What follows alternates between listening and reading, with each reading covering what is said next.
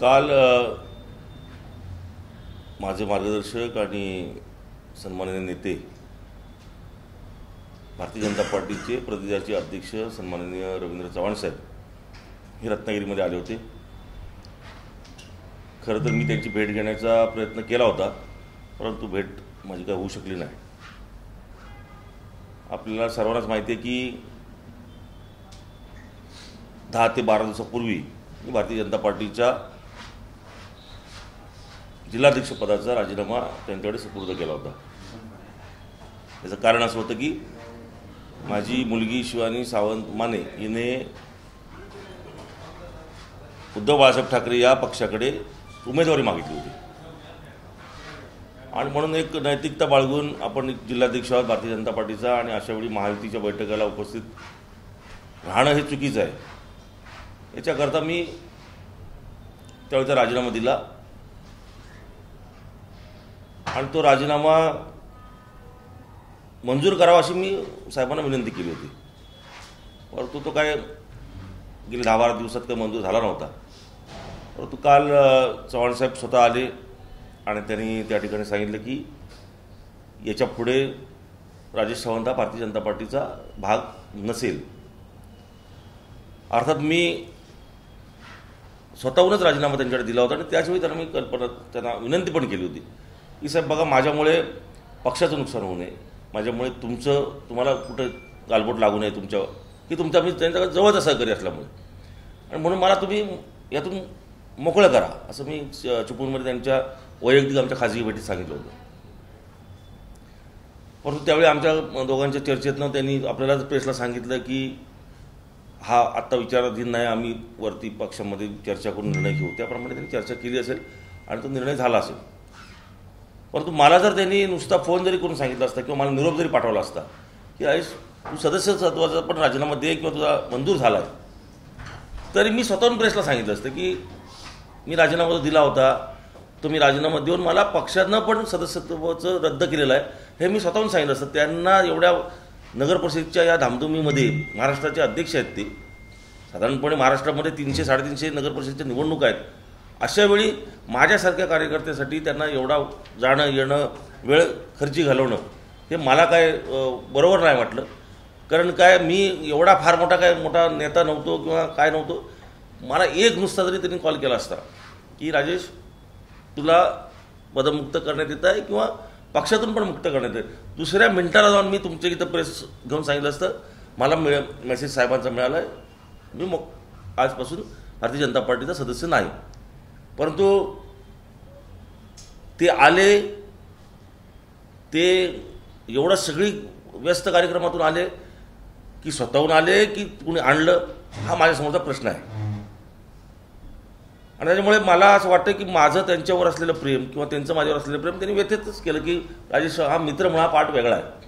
त्यांनी स्वतःच पहिलं सुरुवातीच्या याच्यात त्यांनी सांगितलं। आणि माझं पण तुम्हाला मी सांगतो, मी भले जरी त्यांनी मला पार्टीतून काढला असेल किंवा काय असेल, त्यांच्याबद्दल जो आदर मला आहे तो कायमस्वरूपी राहणार। कारण त्यांनी मला पार्टीमध्ये घेतला, त्यावेळी मी नगरसेवक होतो, 1 वर्ष झालं होतं माझं, उपनगरसेवक होतो। परंतु ज्या राजकीय तात्विक गोष्टी मला पटल्या नाहीत म्हणून बाहेर पडलो, त्यावेळी त्यांनी मला पार्टीमध्ये घेतला। एकदा नव्हे 2दा त्यांनी मला जिल्हाध्यक्षपदाची जबाबदारी दिली, विश्वासाने दिली, आणि त्याच्यामुळे त्यांच्या कुटुंबातला एक कार्यकर्ता म्हणून मी त्यांच्याबरोबर कायम राहिलो। नुसतंच पार्टीमध्ये नव्हे तर त्यांनी मला माझ्या वैयक्तिक जीवनामध्ये सुद्धा अनेक वेळा मला मदत केली। मला नेहमीच त्यांनी एक कुटुंबातला सदस्य म्हणून एक वेगळी वागणूक दिली। रत्नागिरी जिल्ह्यामध्ये असं ओळखलं जायचं की राजेश सावंत हा रवींद्र चव्हाणांचा एकदम जवळचा माणूस, एवढं माझं त्यांचं नातं होतं, आहे आणि राहील। मी राजकारणाच्या पलीकडे जाऊन नाती जपणारा माणूस आहे, त्यामुळे माझं त्यांचं नातं जे आहे ते बंधुतुल्य असं नाटक आहे, ते माझे गुरुबंधूसारखेच आहेत। त्यामुळे भले जरी मला त्यांनी पार्टीतनं बाजूला केला असेल तरी माझी नाती ही मी कधीच तोडत नाही आणि ती कायमस्वरूपी त्यांच्या बाबतीत राहील। त्यांच्या आदर्शावर पाऊल ठेवूनच भविष्यामध्ये जे काम मी 25 वर्षापूर्वी हातात घेतलं, एक सामान्य कार्यकर्त्यापासून सुरुवात केली, तेच काम माझं निरंतर पुढे सुरू राहील। रत्नागिरीच्या जनतेकरता भले जरी मी पदाधिकारी नसलो तरी सुद्धा राजेश रावण म्हणून कुठल्याही गोष्टीसाठी रत्नागिरीच्या लोकांसाठी मी अवेलेबल असेल याची खात्री या निमित्तानं आपल्या सर्वांना मी देतो. त्यातूनच भविष्यातल्या या निवडणुकीच्या संदर्भामध्ये आजच सांगून टाकतो की पक्षाचं बंधन होतं माझ्यावर, म्हणून मी कालपर्यंत कुठेही प्रचारात नव्हतो. मी माझ्या मुलीचा फॉर्म भरायला सुद्धा गेलो नाही. तिने मला विनंती केली होती की फॉर्म भरायला तरी या म्हणून. इथंही गेलो नव्हतो, कारण का पार्टीमध्ये मी असल्यामुळे मी त्या गोष्टी करत नव्हतो. परंतु आता पार्टीनेच मला मोकळं केलं असल्यामुळे मी आजपासून तिच्या प्रचारात पूर्णपणे सहभागी होणार आहे. पण तुम्ही म्हणजे भाजप पूर्णपणे तुम्ही सोडणार आहात की भाजपसोबत तुमचं आता भविष्यात राहील? भाजपने मला काल मोकळं केलं. मी भाजप सोडली नव्हती. पण तुमचं भविष्यातच काय असेल? मला भाजपने काढलं नाही, मी भाजप सोडलेली नाही. आता भारतीय जनता पार्टीने ठरवायचं माझं काय करायचं ते. मी भारतीय जनता पार्टीला कालपर्यंत माझ्या घरावरचा झेंडा आज सकाळी मी काढला, कारण पार्टीने मला काढलं असल्यामुळे. नाही तर मी माझा झेंडा माझ्या घराच्या इथं लागलेलाच होता. मी पार्टीचा राजीनामा दिलेला नव्हता आणि मी त्यावेळी सांगितलं होतं मी पार्टीचंच काम करणार आहे. आणि आपणही पत्रकारात गेले 10-15 दिवस तुम्ही बघताय मी कुठल्याही म्हणजे माझ्या मुलीच्या प्रचारात म्हणा किंवा कुठेही सहभागी नाही. ती तिचं काम करते, मी माझं काम जे काय ते घरीच बसून होतो. मी कुठल्याही दुसरं मी जिल्हाध्यक्षाचा राजीनामा दिल्यानंतर पार्टीच्या कुठल्याही ना मिटिंगला जात होतो. मी जे ठरवलं होतं की बाबा आपण जाणं चुकीचं आहे आता याच्यापुढे, कुठल्याही मिटिंगला जात नव्हतो मी. त्याच्यामुळे मी पूर्णपणे याच्यापासून अलिप्त होतो. परंतु अचानक साहेब आले काल आणि त्यांनी हा निर्णय घेतला. मला त्यांनी पार्टीमध्ये घेतला होता, त्यामुळे त्यांचाच अधिकार आहे मला पार्टीमध्ये ठेवायचं की नाही तो. त्यामुळे त्यांचा अधिकार त्यांनी वापरला. त्यांच्याबद्दल मला आजही आणि उद्याही कायमचा आदर हा 100% असणार. अचानक काय बिघडलं की त्यांना रत्नागिरीत येऊन अनाउन्समेंट करावी लागली की आता राजेश सावंतकडे दुर्लक्ष करा, ते आपले पदाधिकारी नाहीत किंवा पक्षात नाहीत म्हणून? मी मगाशी तेच सांगितलं त्यांना की नुसता जरी मला मेसेज कोणाकडून टाकला असता साहेबांनी की राजेश बाबा तुला सदस्य पण राहता येणार नाही भारतीय जनता पार्टीचं, तर मी प्रेसला येऊन स्वतः सांगितलं असतं माझ्या नेत्याचा मला निरोप आला आहे, मी याच्यापुढे भारतीय जनता पार्टीचा सदस्य म्हणून राहायचं नाही. त्यांनी यायची एवढा वेळ खर्च करण्याची गरजच नव्हती. आज महाराष्ट्रामध्ये 300-350 नगरपरिषदेच्या निवडणुका आहेत, भविष्यातल्या जिल्हा परिषद निवडणुका समोर आहेत. अशावेळी त्यांची गरज तिथे महाराष्ट्राच्या वरच्या राजकारणात आहे. अशावेळी माझ्यासारख्या कार्यकर्त्यांसाठी त्यांनी इथं येणं, वेळ खर्ची करणं, हे मला असं वाटतं की ते माझ्या दृष्टीनं दुःखदायक आहे की माझ्यामुळे त्यांचा वेळ फुकट गेला. उद्धव बाळासाहेब ठाकरे पक्षात आपण प्रवेश करणार? माझी प्रेस ही कुठल्या पक्षात प्रवेश करण्याकरता नाही. मी कालपर्यंत नाही हा प्रश्न जरी मुळात हा पत्रकार परिषदेमधला नाहीच आहे. मी अजूनही काल मला राजीनामा मला पक्षातून मुक्त केलं. आज मी पहिली प्रेस घेऊन काय सांगितलं की बाबा ह्या गोष्टीसाठी मी रवींद्र चव्हाण साहेबांना अजिबात दोष देणार नाही, कारण त्याचा तो अधिकार आहे. कारण त्यांनीच पार्टीत मला घेतला, पार्टी मोठं केलं, त्यामुळे त्यांनी पक्षात ठेवायचं की नाही त्यांचा अधिकार आहे. त्यांनी ते केलं, पण त्यांच्याबद्दल आदर काल होता, आज आणि उद्याही राहणार. शिवसेना शिंदे गटाला सर्वाधिक जागा आणि भाजपला फक्त 5 ते 6 जागाच नगरपालिका निवडणुकीसाठी देण्यात आलेल्या आहेत. काही भाजपचे काही कार्यकर्ते पदाधिकारी शिवसेना शिंदे गटात जाऊन त्यांनी तिकीट मिळवलेलं आहे. आपल्याला काय वाटतं? खरं तर मी या विषयावर मला बोलण्याचा अधिकार नाही, कारण मी भारतीय जनता पार्टीचा आता कोण पदाधिकारी नाही किंवा कार्यकर्ता नाही. परंतु मी जेव्हा अध्यक्ष होतो त्यावेळी मी ह्याच गोष्टी सांगत होतो की या रत्नागिरी शहरामध्ये पोटनिवडणुकीमध्ये एकत्र शिवसेना असताना 10,000 मतं बंड्या साळवींना पडली होती. 9,000 मतं, साधारण 9,000च्या दरम्यान मतं ही दीपक पडोळेंना पडली होती आणि 8,000 मतं ही मिलिंद कीरना पडली होती. हे 2 वर्षापूर्वीचा स्थिती आहे. आपण एक तर स्वबळावर जाऊया, अन्यथा कमीत कमी 12 जागा ह्या आपल्याला मिळाल्या पाहिजेत. ही माझी स्वतःची भूमिका मी पार्टीकडे मांडली होती. दुसरं असं होतं माझं म्हणणं की आपली जर 9,000 मतं आहेत तर आपल्याला संधी मिळाली पाहिजे नगराध्यक्षपदाला, कारण शिवसेना स्प्लिट झाली. त्यावेळी एकत्र शिवसेना होती, बंड्या साळवी जेव्हा वर आली तेव्हा. आणि भारतीय जनता पार्टीचं नाही म्हटलं तरी काम वाढलं. नितेश राणेसाहेब नंतर खासदार साहेब झाले, त्याच्यामुळे आणखीन भारतीय जनता पार्टीचे मतदान वाढल्यासारखं चित्र आहे. परंतु ते न होता हा निर्णय झाला. पण हा निर्णय घेताना पण ज्या पार्टीकडे 9,000 मतं आहेत त्या पार्टीला फक्त 6 उमेदवार मिळतात. खरं तर रेशोप्रमाणे किती मिळायला पाहिजेत हा तुम्हीच अंदाज करा. ज्या पार्टीकडे 10,000 मतं होती ती स्प्लिट होऊन सुद्धा ते 26 ठिकाणी लढतात. ह्याच्यामध्ये भारतीय जनता पार्टीचा फायदा झाला की नुकसान झालं हे भारतीय जनता पार्टीचे कार्यकर्ते मतदार 100% विचार करतील. आणि दुसरं दुर्दैवानं मला असं सांगावं लागतं की जे भारतीय जनता पार्टीचे मूळचे कार्यकर्ते म्हणजे जे उमेश कुलकर्णी असतील किंवा मुन्ना चौंडे असतील या कार्यकर्त्यांना पक्ष सोडून कमळ सोडून धनुष्यबाणावर लढवायला लागलं. युती होती तर त्या 2 जागा किंवा 3 जागा ह्या कमळाला देण्याला काहीच अडचण नव्हती. हा अट्टास कोणाचा? हे भारतीय जनता पार्टी पुढे नेण्याचं लक्षण आहे की भारतीय जनता पार्टीला मागे आणण्याचं लक्षण आहे? आणि त्याच्यामुळे मला ह्या गोष्टीत अधिक समाधान आहे की मी अध्यक्ष असताना अशा गोष्टी घडल्या नाहीत. आज माझ्यावर सगळा ठपका आला असता. आज लांजामध्ये काय परिस्थिती आहे? 1 जागा फक्त भारतीय जनता पार्टीला मिळाली. देवरुखला चांगली परिस्थिती, नगराध्यक्ष पद आणि 7 जागा देवरुखला मिळाली. चिपळूणमध्ये बाबू तांबेंसारखा उमेदवार जो नगराध्यक्ष पदाला 100% निवडून येणार होता त्या उमेदवाराला साधं विचारात पण घेतलं गेलं नाही. माझं म्हणणं काय होतं की भारतीय जनता पार्टीच्या कार्यकर्त्यांना न्याय मिळण्याकरता ही संधी मोठी होती. परंतु तो किती न्याय मिळाला, काय न्याय मिळाला, आता भारतीय जनता पार्टीचे नेतृत्व किंवा इथले असलेले ज्यांनी कोणी निर्णय घेतला असेल त्याने तो विचार करावा.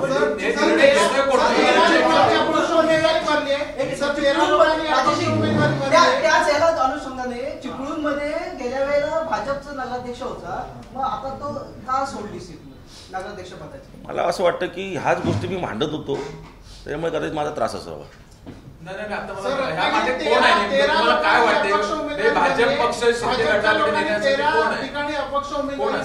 मी त्यांनी प्रश्न विचारला म्हणून काय अगोदर माझी जिल्हाध्यक्ष म्हणून भूमिका होती, किती सीट मागितल्या होत्या हे मी माझं सांगितलं. आजपासून त्यांनी काय करावं, काय कोण केलं, कोणी नुकसान केलं हा त्यांचा प्रश्न आहे. माझा त्याच्याशी काय संबंध नाही. सर 13 लोकांनी अपक्ष उमेदवारी भरलेली आहे. भाजपच्या मूळ कार्यकर्त्यांनी 13 ठिकाणी अपक्ष उमेदवारी भरलेली आहे. प्रभाग क्रमांक 6 आणि 7 मध्ये सुद्धा त्या उमेदवारांनी अपक्ष उमेदवारी लढणार असं काल पत्रकार परिषदेत सांगितलेलं आहे. आपल्याला काय वाटतं? भारतीय जनता पार्टीची नेतृत्व त्याचा विचार करेल. रजनीभाई आजपासून आपण काय करणार? नेमका निवडणुका चालू आहेत. आजपासून मी आधी पहिला आपल्याला विचारणार आहे की ह्या निवडणुकीमध्ये माझी मुलगी उभी राहते याच्याकरता तुम्ही मदत करा अशी तुम्हाला सगळ्यांना विनंती करणार आहे. कारण मला असं वाटतं की शिल्पाताई सुद्धा माझ्या बहिणीसारखीच आहे. आम्ही एकत्र काम पण केलं आणि एक सज्जन एक स्त्री म्हणून तिच्याकडे पाहिलं जातं. नो डाऊट ती शिकलेली पण आहे. त्याच्यामुळे आमच्या बशीरभाईंची मिसेस आहे उभी, ती शिकलेली आहे. कॉलेजला आम्ही एकत्रच होतो त्यावेळी. अन्य कोण महिला उभ्या आहेत का मला तेवढी काय कल्पना नाही, परंतु सगळ्याच महिला या आदर राखून मी सांगतो की शिकलेल्या आहेत. चांगले लोक या नगर परिषदेमध्ये यायला पाहिजेत. परंतु माझं एवढं असंच म्हणणं आहे की नगर परिषदेचा आत्तापर्यंत झालेला कारभार हा तिथल्या नगरसेवकांनी केला का? की ती स्थानिक स्वराज्य संस्था ही स्वायत्त संस्था आहे, तिला स्वतःचे अधिकार आहेत. तिच्यासाठी एक तिथं सभागृह आहे. त्या सभागृहात मतं मांडली जातात. ती मतं जनतेची मांडायची आहेत. तुमची मतं जनतेवर लादू नका. गेल्या 5 वर्षामध्ये काय झालं हे रत्नागिरीच्या जनतेनं बघितलंय. जनतेनं राहुल पंडितला निवडून दिला. 2 वर्षानंतर त्याच जनतेला पोटनिवडणुकीला सामोरं जावं लागलं. माझं तुम्हाला कळकळीची विनंती आहे, कदाचित ह्या 2 वर्षात तसं होऊ शकेल जर शिवसेनेचा उमेदवार निवडून आला तर. कुठला? शिंदे गटाचा. काय झालं तर शिंदे गटाचा उमेदवार निवडून आला युतीचा तर कदाचित पोटनिवडणूक लागेल 2 वर्षानं. जे घडलं राहुल पंडितच्या बाबतीत तेच घडण्याची शक्यता आहे. माझं म्हणणं आहे 5 वर्षाकरता जनता निवडून देते. दुसरं म्हणजे त्या निवडणुकीवर जनतेचे पैसे खर्च होतात. निवडणुकीच्या सगळ्या त्या खर्चात गेल्यावेळी विनाकारण जनतेचे पैसे खर्च झालेत. तुम्ही तुमच्या इंटरनल पॉलिटिकल करता तुम्ही लोकांच्या पैशाची उधळपट्टी केलेली आहे गेल्यावेळी. याची कोण गॅरंटी देणार? आता तुम्ही काही सांगाल हो. गेल्यावेळी का पोटनिवडणूक घेतली तुम्ही? काय राहुल पंडितचा कारभार स्वच्छ नव्हता? की राहुल पंडितवर आरोप झाले होते भ्रष्टाचाराचे. काय झालं होतं की राहुल पंडितचा राजीनामा घेतला गेला. जर शासन निर्णय घेतंय की 5 वर्षाकरता नगराध्यक्ष असावा, ते कशासाठी घेतं तर स्टेबल राहावं म्हणून, एक चांगला कारभार 5 वर्ष जनतेला मिळावा म्हणून. आणि एक सुशिक्षित चांगला माणूस त्यावेळी निवडून गेला होता राहुल पंडित सारखा. का त्याला बदलला? गरजच नव्हती बदलायची. इतिहास झाला आता आजपासून नाही, इतिहासाची नोंद ठेवा 100%. तुम्ही नैतिकतेच्या मुद्द्यावरती राजीनामा दिलात. तुम्हाला असं वाटतं का की तुमची नैतिकता किंवा तुमची भावना समजून घेण्यासाठी तुमचा पक्ष किंवा तुमचं नेतृत्व कमी पडलं? नाही, कशाला. जर नेतृत्व माझं समजून नसतं घेतलं तर त्याच वेळी माझा राजीनामा झाला असता मंजूर. 12 दिवस झाले. नाही, पण काल जाहीरपणे प्रदेशाध्यक्षांना येऊन सांगावं लागतं रत्नागिरीमध्ये की राजेश सावंत यांचं स्टेटस बघू नका, राजेश सावंत काय करतो याच्याकडे लक्ष देऊ नका. आणि ते असंही म्हणाले की महायुतीमध्ये नात्यांना महत्व नाहीये, महायुती मोठी नाती नाही, असं त्यांचं एकंदरीत बोललं जातं. म्हणून पक्ष कमी पडलं का तुमची? महायुती मध्ये नात्यांचं नसेल, कारण महायुती कशासाठी आहे लोकांना माहिती आहे. पण भारतीय जनता पार्टी हा परिवार आहे असं भारतीय जनता पार्टीमध्ये शिकवलं जातं. भारतीय जनता पार्टी हा परिवार आहे, सगळे आपण एका परिवारातले आहोत. आणि परिवार जर आपण म्हणतोय तर ती नातीच आहेत, ती रक्ताची तर कदाचित नसतील, ती विचारांची असतील कदाचित, पण ती नातीच आहेत. आणि जर माझ्यासारखा माणूस, जर माझ्या मुलीचं नातं, होय माझी मुलगी राहिली उभी, मी काय पाप नाही करत आहे. मी फसवू शकलो असतो पार्टीला. मी काय सांगितलं असतं, तिची उमेदवारी अजून व्हायची आहे तोपर्यंत मी राहतो. मी सगळ्या बैठकीला हजर राहिलो असतो, सगळ्या बैठकीतली सगळी माहिती घेतली असती, येऊ शकलो असतो, मी करू शकलो असतो. इव्हन मला सांगितलं स्वतः साहेबांनी, अरे तिचे उमेदवारी कुठे झाली अजून फायनल झाले का? म्हटलं नाही झाले. पण जर तिनं म्हटलं मागितली ना दुसऱ्या पक्षाकडे, म्हटलं माझी जबाबदारी येते ती. कारण आता म्हटलं पक्षाच्या बैठका संपल्यात, महायुतीच्या बैठका सुरू होतील, अशा वेळी मला ते योग्य वाटत नाही. आणि म्हणून मी तो निर्णय घेतला. मला पार्टीने मागितलेलाच नाही राजीनामा. आणि म्हणून तुम्हाला सांगतो, तुम्ही जरा उशिरा आलात म्हणून चव्हाण साहेबांना इथे यायचीच गरज नव्हती. मला एक जरी नुसता मेसेज टाकला असता त्यांनी की राजेश तू जाऊन पक्षाचा सदस्याचा पण राजीनामा देऊन टाक आणि प्रेसला सांग. दुसऱ्या मिनिटाला मी प्रेस येऊन सांगितलं असतं की मला पार्टीतनं बाजूला केला आहे. कारण मी त्याच वेळी त्यांना विनंती केली होती. मी पार्टीने जे मला दिलं, बाळासाहेब बोलले ना, पार्टीने आत्मसन्मान 100% मला आत्मसन्मान दिला, मोठं केलं, म्हणूनच तर मी स्वतःहून राजीनामा दिला. मी पार्टीला नावं ठेवलेलं नाही कधी, आजही ठेवणार नाही. आणि मी ज्या ज्या पक्षात राहिलो तो पक्ष वाईट कधीच बोललेलो नाही, किंवा दुसरा पक्ष वाईट आहे असं आयुष्यात मी कधी बोललेलो नाही. कुठलाही तुम्ही कधी रेकॉर्ड काढा. मी ज्यावेळी राष्ट्रवादीत काम करायचो मी कधी शिवसेनेबद्दल बोलायचो नाही, मी कधी भारतीय जनता पार्टीबद्दल बोलायचो नाही. मी शिवसेनेत होतो, उदय सामंतांमुळे मी शिवसेनेत गेलो होतो. त्यावेळी सामंत साहेबांसाठी गेलो 2014ला पक्ष सोडून, फक्त त्यांच्यासाठी गेलो. त्यावेळी पण मी कधी शिवसेनेवर राष्ट्रवादीवर टीका केली नाही. मी शिवसेनेत होतो, मी कधी कुठल्याच पक्षावर टीका केली नाही, माझा स्वभाव राहतो. आणि मी काय सगळं सोडलं काय, ते काय कुठल्या सत्तेसाठी नाही, मी सत्तेतल्या पक्षातला अध्यक्षपद सोडलंय.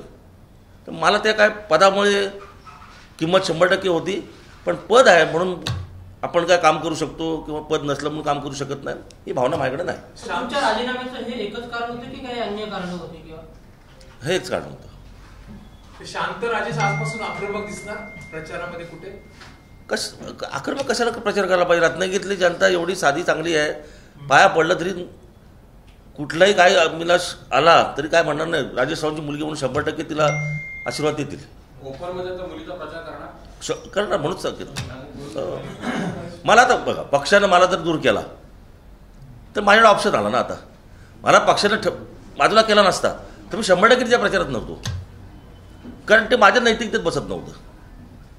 मी जिल्हाध्यक्षपदाचा राजीनामा का दिला तर त्या बैठकीला मला कंपल्सरी हजर राहायला लागलं असतं युतीच्या, ते योग्य नव्हतं, म्हणून मी जिल्हाध्यक्षपदाचा राजीनामा दिला. पण मी प्राथमिक सदस्य किंवा तुमचा सक्रिय सदस्याचा राजीनामा दिला नव्हता. काल साहेबांनी सांगितलं की त्याला आपल्या ह्याच्यातून बाजूला केला. मला मी मोकळा झालो ना. आता मग मला बाप म्हणून तिच्यासाठी करायला पाहिजे, वडील म्हणून तिच्यासाठी फिरलं पाहिजे. ज्या राजेश सावंतमुळे लोकसभा विधानसभेत महायुतीला यश आलं, राज्य सोडताना ते जरा दूर होताना खंत वाटते, दुःख होते की नेमकं काय भावना काय? हे बघा, मी भाजप सोडलीच नाही, भाजपने मला सोडलंय. आणि माझा फक्त दुर्दैव एवढं असं आहे की भाजपने महायुतीसाठी मला सोडलं आहे. मी काय वाईट केलं म्हणून सोडलेलं नाही. मी 1.5 वर्षामध्ये 2दा मी अध्यक्ष झालो. मी प्रामाणिकपणेच काम केलं. जसं मला पक्षानं सन्मानाची वागणूक दिली, मोठं केलं, तसं मी पक्षासाठी पण पूर्ण वेळ दिला. कुणीही सांगावं, या पूर्ण जिल्ह्यामध्ये ह्या 1.5-2 वर्षामध्ये राजेश सावंत अध्यक्ष म्हणून कुठे वादग्रस्त काय झालं, कुठे वादग्रस्त मी काय केलं, किंवा कोणाकडे गेलो, कोणाकडे पैसे मागितले, कोणाकडे टेंडर मागितली, किंवा अन्य काय केलं, किंवा कोणाला नाडायला गेलो, एक उदाहरण सांगावं कोणी पण, किंवा बाजारपेठेतला असेल किंवा बिल्डर असेल, कोणी पण सांगावं की राजेश सावंतांनी आमच्याकडे वर्गणी मागितली 5 रुपये म्हणून. कोणी पण, कंपनीवाले असू देत, तुमचे बिल्डर असू देत, व्यापारी असू देत, कोणी पण असू देत, जर मी केलं असेल माझ्या पदामुळे, माझ्या नावामुळे, जर भारतीय जनता पार्टीला कुठं जरी एक जरी हे लागला असेल तरी कोणी पण सांगावं. त्यामुळे मी दुःखी अशासाठीच आहे की मला पार्टीतनं महायुतीसाठी बाहेर काढलं गेलं, याची मला फक्त दुःख आहे. पक्षातून केलं. काल तरी सांगितलं राजेश सावंत यांना बाजूला करण्यामध्ये कुणाचा पक्षातल्याच पदाधिकाऱ्यांचा षडयंत्र वगैरे असं काय आहे? काय ज्यांचा कोणाचा फायदा असेल ते केलं असेल. आता भारतीय जनता पार्टीचा फायदाच झाला ना मला बाजूला करून. आता हे करणार आपलं काय करणार? अहो सभा आम्ही लोक सभेवाले आहोत काय? आम्हाला सभेला माणसं तरी आहेत का माझ्याकडे? राजेशला आतून कोणाचा पाठिंबा आहे काय भाजपवाल्यांचा? आगे बढो हम तुम्हारे साथ है. मला रत्नागिरीतल्या अनेक लोकांचा, मला स्वतःहून पण फोन आले, अनेक लोकांनी सांगितलं 25 वर्ष काम करतोयस, 100% तुला आम्ही सहकार्य करणार, पार्टी लाईन सोडून. त्याच्यामुळे मी मत दिलं कोणी तरी आनंदी आहे, कोणी मत दिलं नाही तरी आनंदी आहे. मी कोणावर दबाव आणणार नाही मत द्या म्हणून. मी जो माझा स्टेटसमुळे हा सगळं झालं. आज काय ठेवला स्टेटस? ऐका ना, ओ ते कुठे गेले?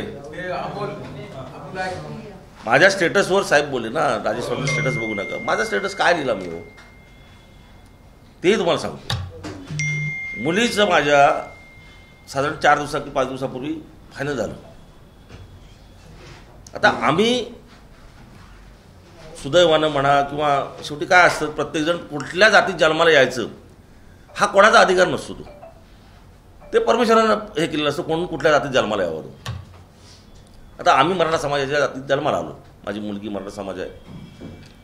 मी मराठा समाजाकडे गेलो नाही सांगायला की माझी मुलगी मराठा समाजाची आहे, तिला पाठिंबा द्या. का गेलो नाही? तर माझी मुलगी ही मराठा समाजाची म्हणून नाही उभी राहिली. माझी मुलगी ह्या शहरातली एक कार्यकर्ती आहे, ती सगळ्या समाजाचं काम करण्याकरता उभी राहिली, एका समाजासाठी नाही.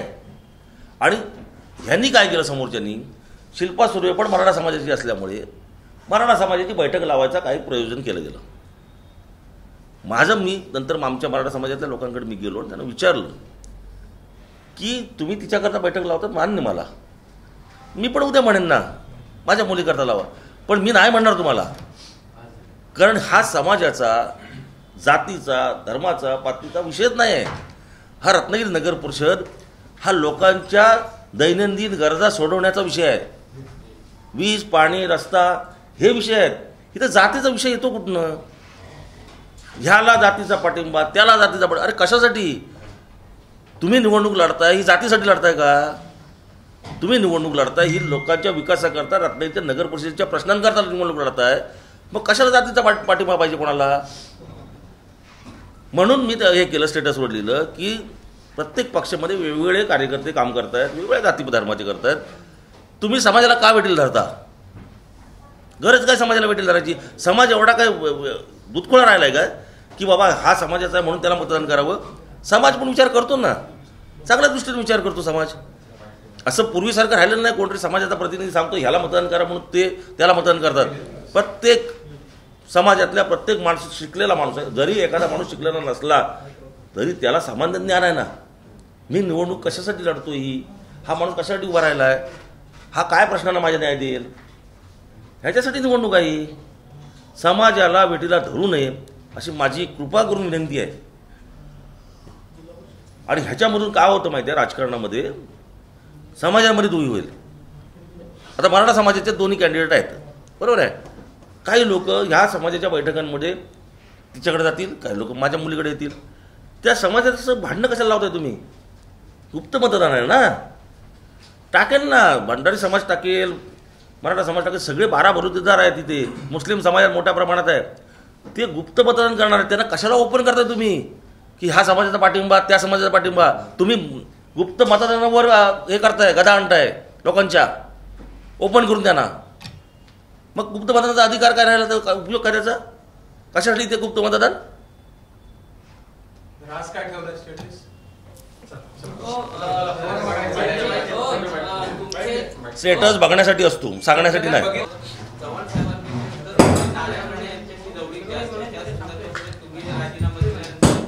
राणे साहेबांचा मला फोन आला होता, मी ज्या दिवशी राजीनामा दिल्यानंतर त्यांना समजल्यावर, मोठ्या साहेबांचा. पण त्यांना हा काय विषय माहीत नव्हता सगळा. ते गोव्यात होते आणि गोव्यातून त्यांनी मला फोन केला होता की राजेश काय झालं. तर म्हटलं साहेब मी प्रत्यक्ष येऊन तुम्हाला भेटेन आणि मी त्यांना भेटणार आहे प्रत्यक्ष जाऊन की काय सगळा विषय झाला तो.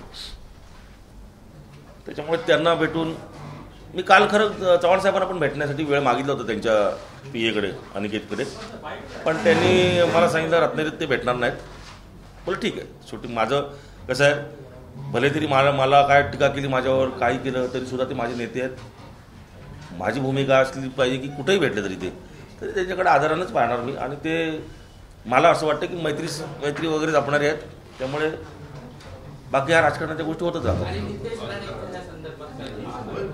नितेश राणेंचे संपर्क प्रमुख होते, ते सुरुवातीच्या काळात ह्या सगळ्या प्रक्रियेत होते, पण नंतर ते ह्या प्रक्रियेत नाही आहेत कुठेच. म्हणजे त्यांनी जी भूमिका मांडली होती की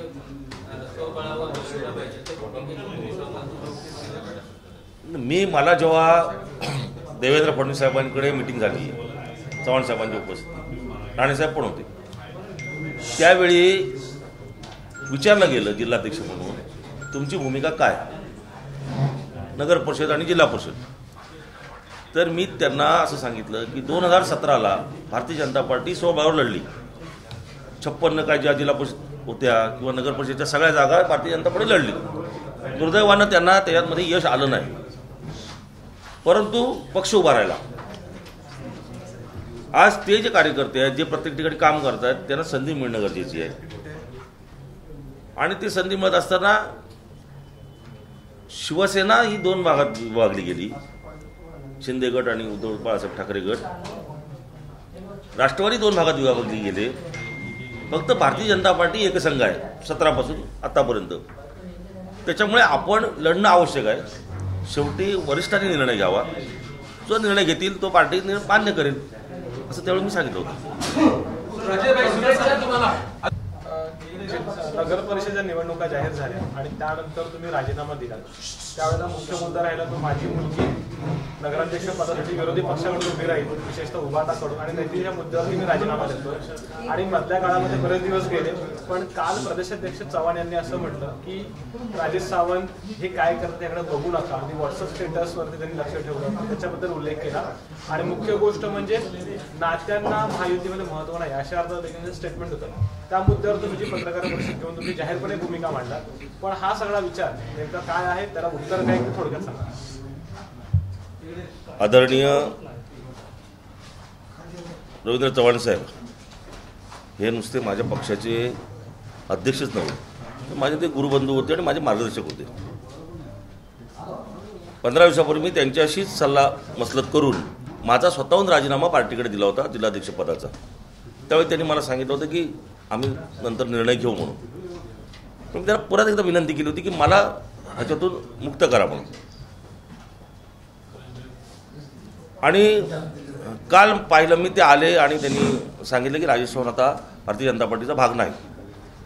मला जरी साहेबांनी नुसता एक मेसेज जरी पाठवला असता की राजेश तू सदस्यपदाचा राजीनामा दे भारतीय जनता पार्टीचा, तुला आता भारतीय जनता पार्टीमध्ये काम करायला संधी नाही, तरी त्यांच्या एका नुसत्या मेसेजवरून सुद्धा मी आपल्या सगळ्या पत्रकारांसमोर येऊन मी माझं राजीनाम्याचं सगळं सांगितलं असतं. साहेबांनी माझ्याकरता एवढा वेळ खर्ची घालण्याची गरज नव्हती, कारण महाराष्ट्राचे नेते आहेत. पूर्ण महाराष्ट्रामध्ये 300-350 नगरपंचायतीच्या निवडणुका चालू आहेत. माझ्या नेत्यानं इथं यावं माझ्यासाठी आणि वेळ खर्च करावा असं मला स्वतःला वाटत नाही. चुकीचं वाटलं की माझ्यामुळे असं त्यांना स्वतःचा अमूल्य वेळ खर्च करावा लागला. आणि त्याच्यामुळे त्यांनी कधीही मला चांगल्या गोष्टीसाठीच मार्गदर्शन केलं. त्यांनी मला पक्षात घेतलं, मला अध्यक्ष केला, एकदा नव्हे दोनदा केला. कायमस्वरूपी ते माझ्या पाठीशी राहिले, कुटुंब म्हणून राहिले, परिवार म्हणून राहिले. आणि त्यामुळे ते आजही आदरणीय आहेत, उद्याही आहेत, परवा आहेत. पण साधारणपणे तुमचा स्टँड काय आता भविष्यात प्रचारासंदर्भातला मुलीच्या? आतापर्यंत आज सकाळपर्यंत माझ्या घरावरचा झेंडा हा भारतीय जनता पार्टीचाच होता. मी भारतीय जनता पार्टीचा राजीनामा देण्याच्या परिस्थितीतच नव्हतो. पण पार्टीनंच काही गोष्टींमुळे करायची मला बाजूला केला असेल, हरकत नाही. मी पार्टीचा निर्णय स्वीकारला आहे. कालपर्यंत मी माझ्या मुलीच्या प्रचारात कुठेही नव्हतो ना. मी त्याचा फॉर्म भरायला पण गेलो वडील असतानासुद्धा. परंतु आज या निर्णयापर्यंत मी आलो की जर पार्टीनं मला मोकळा केला आहे तर माझ्या मुलीसाठी मी आता फिरू शकतो असं मला स्वतःला वाटतं. सक्रियपणे प्रचारात उतरणार का? हो, नक्की, 100%. राजीनामा दिल्यानंतर तुमच्या अडचणीत वाढ झाली का?